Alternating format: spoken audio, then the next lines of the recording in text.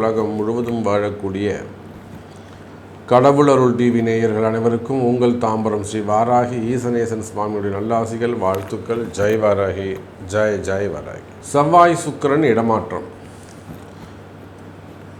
ஒரு 2 மாதமாக எல்லா தேவையான பண தேவைகளை எல்லாம் கொடுக்கக்கூடிய சுக்கிர பகவான்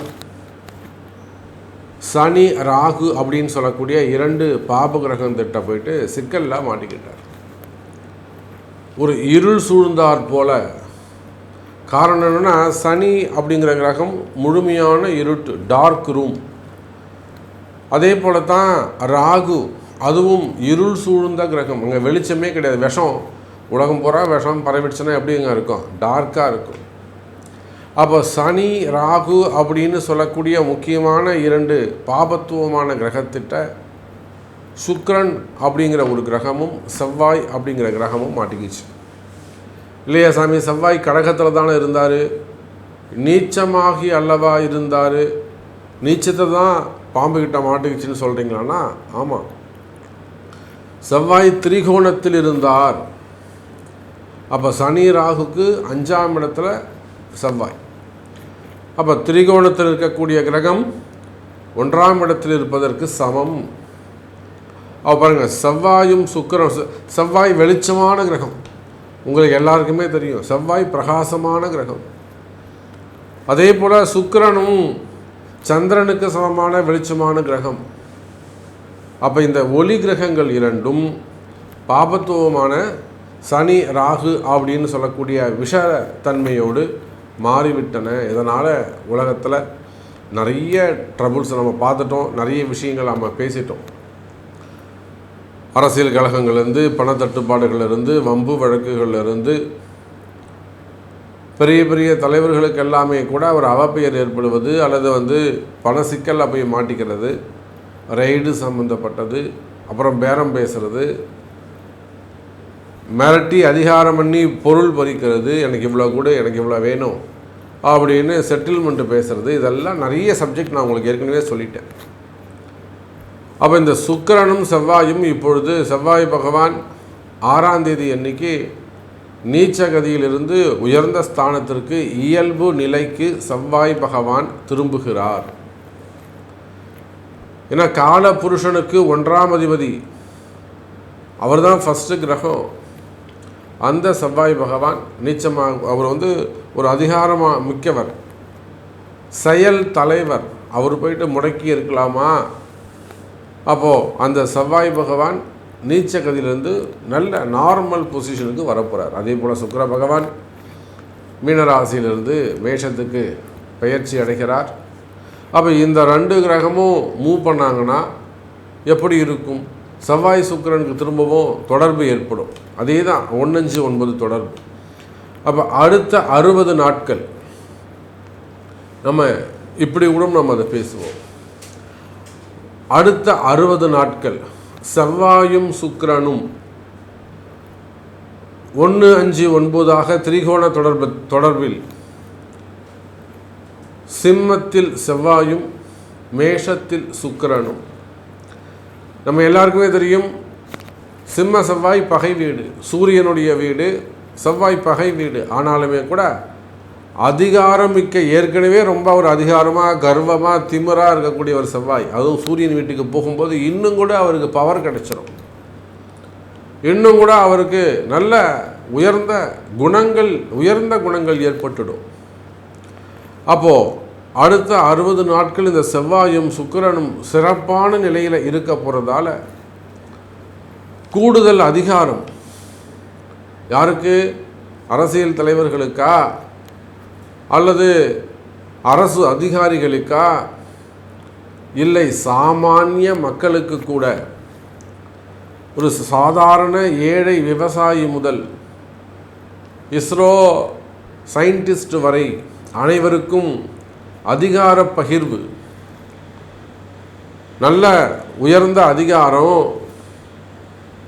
பணவரவு, தனவரவு, அதே போல் நிலையான உத்தியோகம், நிலையான வருமானம். ஸ்டேபிளாக இதுவரையும் ஒரு அன்ஸ்டேபிளாக இருக்கும். ஆனால் இந்த ஜூன் மாதம் 6ஆம் தேதிக்கு பிறகு நிலையான உத்தியோகம், நிலையான வருமானம், அதே போல் குறிப்பாக அரசியல், ஆன்மீகம், ஃபினான்ஸ் சம்மந்தப்பட்ட பேங்க் செக்டராக இருக்கலாம், ஆர்பிஐலாம் ஒரு நல்ல ஸ்கீமை வந்து ப்ரமோட் பண்ணுவாங்க. இப்போ பார்த்தோம் நம்ம அந்த நகைக்கு ஜொல்லோனுக்கெலாம் ஒரு பெரிய சிக்கலில் போய் அவங்க மாட்டிக்கிட்டு அனௌன்ஸ் பண்ணிவிட்டு திருப்பி அதை ரிவைஸ் பண்ணாங்க.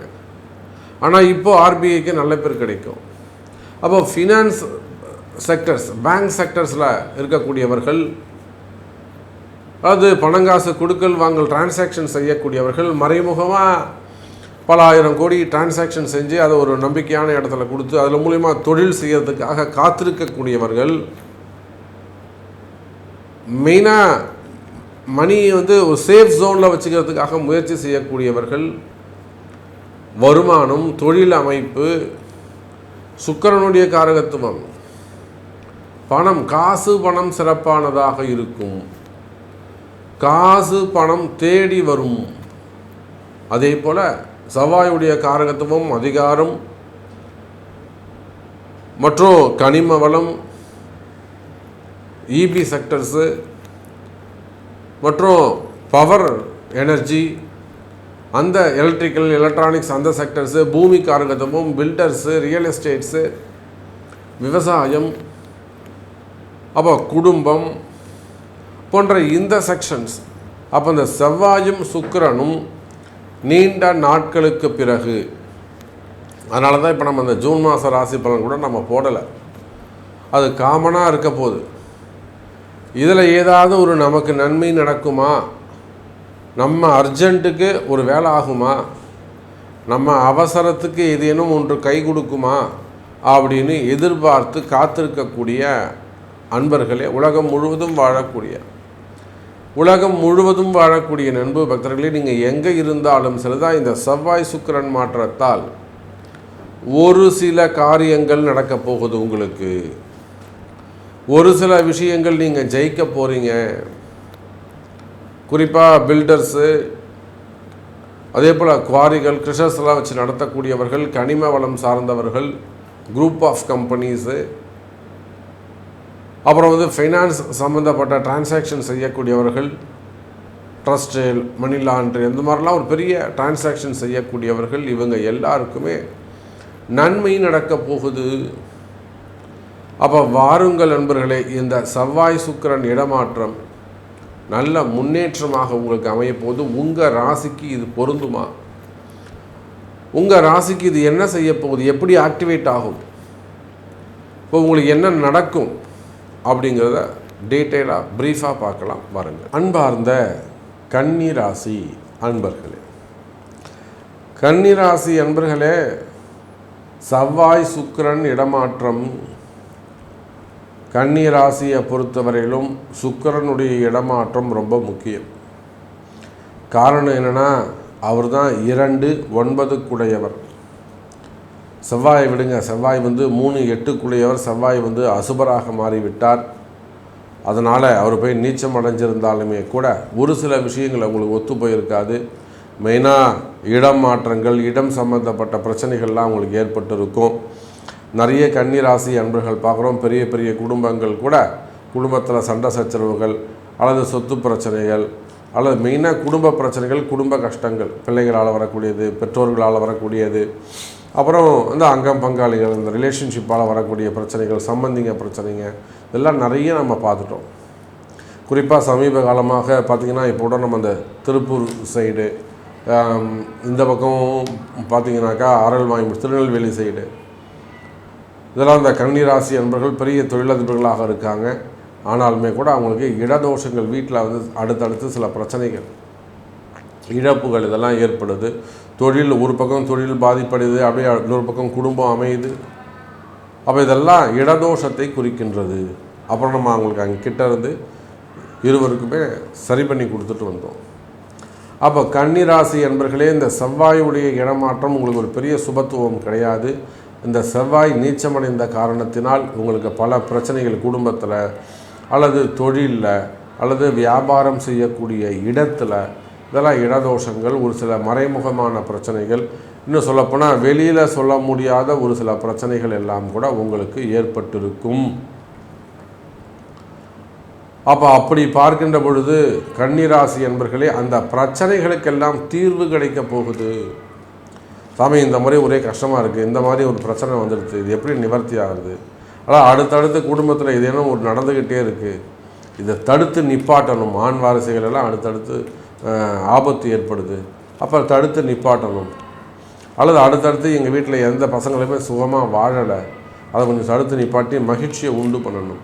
இதுபோல் குடும்ப சாபங்கள், தலைமுறையாக வரக்கூடிய சாபங்கள், வழி வழியாக வரக்கூடிய கர்மா வினைகள், இதெல்லாம் சரி செய்யக்கூடிய கால நேரமாக இந்த கிரக மாற்றங்கள் உங்களுக்கு அமைகிறது கன்னிராசி அன்பர்களே.